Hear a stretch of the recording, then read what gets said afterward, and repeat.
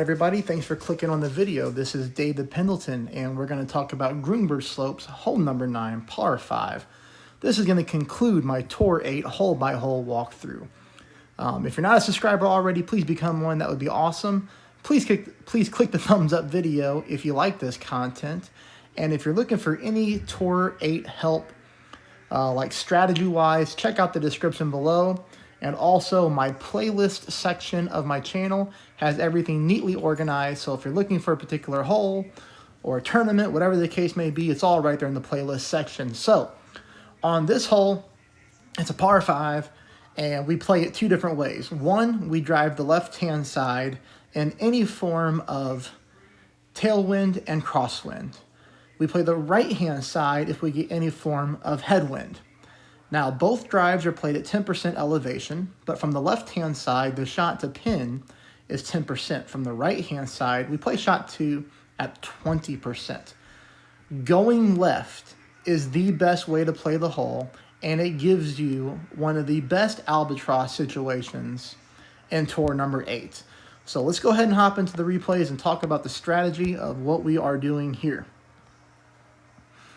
All right, so it would have helped if I was already in the file, but okay, so here we go. Playing with my extra mile, playing with my navigator like I always do. And we go full top spin with a little bit of side spin to the right, and here we're getting tailwind mixed with crosswind. All right, so just make sure that you have your shot lined up down the middle of the fairway. I pull my rings here, and then I never push back up to max.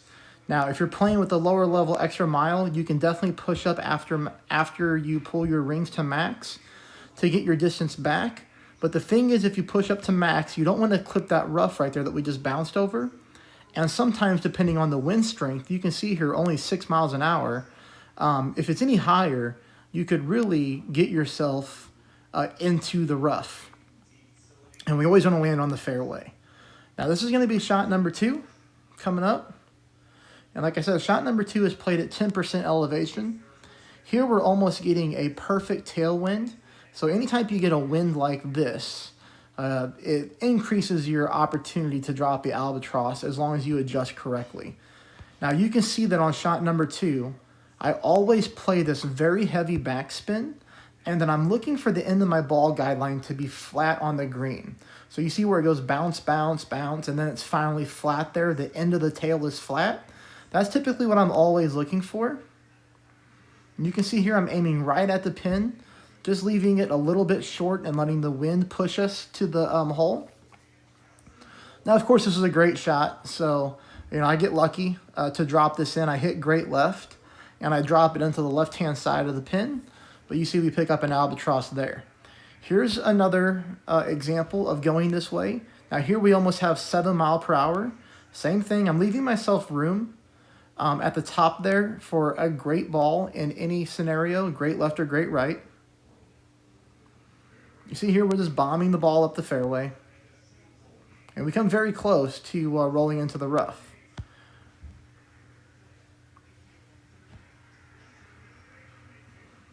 Okay, now here's an opponent using a Titan ball. Anyways, they go that way. But like I said, in any type of crosswind here, mixed with a little bit of tailwind, we go this way. Now this one's only 396 yards. I'm not going to show the opponent's shot here. I'm not sure why. I must not have just edited the video. But either way, here's another shot. Now this time we have headwind. And it's only 3.7 miles per hour. But notice the end of my ball guideline is through the pin. And probably by about 2 green squares.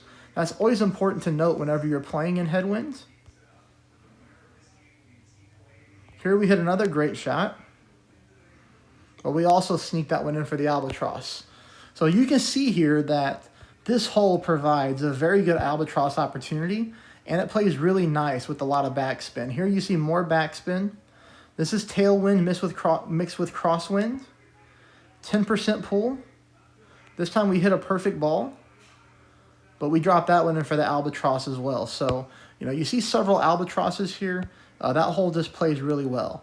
These final 2 videos that I have will just show you playing from the right-hand side. The right-hand side is a much better option in headwind because if you go left, when you go left, you have to get past the trees or else the trees will get in your way for shot number 2. So that's the reason why we go right in headwind, because we just can't get the distance that we want to in headwind. So hopefully that makes sense. All right, there's shot 1. Here's shot 2, played at 20%. You know, this is the thing that I don't like about this angle is you have to get around this patch of rough and sand here. So you can see here that our ball guideline is not to pin like it is from the other side. So of course here we have to use heavy curl. We use heavy curl to get us onto the fringe into the fairway area. And a lot of times you're going to land on the fairway or the fringe. And then you just have to chip in to save your hole. Not to really save your hole, but it's easy. So here we go, more headwind. We power the ball up the right-hand side. Our opponent using a katana also powers it up the right-hand side.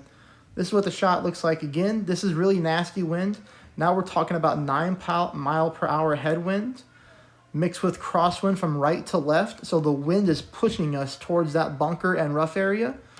You know, the thing here you don't want to do is hit a great left. You want to make sure that you hit perfect or a great right if you miss the shot. But you can see here that even in the strong wind, we're still able to power it down and get it in very easy chip-in distance, okay? And there's the opponent sticks his in the sand. But anyways, we win the hole in regulation from the right-hand side. Here's more right-hand side content. I just try to show everybody multiple wind angles. But, you know, the optimal way to play this is from the left-hand side if we can. Here's another nasty headwind. You know, 8 miles an hour with the wind blowing back at us. Still using our navigator ball. And we're still able to get this ball powered onto the green. All right. 10 miles an hour. Still going this way. You can see there we get a little bit more distance, making this shot a little bit easier. And here's what the shot looks like in tailwind. That's the only reason I'm showing this replay here is tailwind. Hey, anyways, this is going to wrap up tour number 8. I hope you found it helpful. Please subscribe. Please hit the thumbs up button. And I will see you all tomorrow for the new tournament if you're watching this today. Thank you.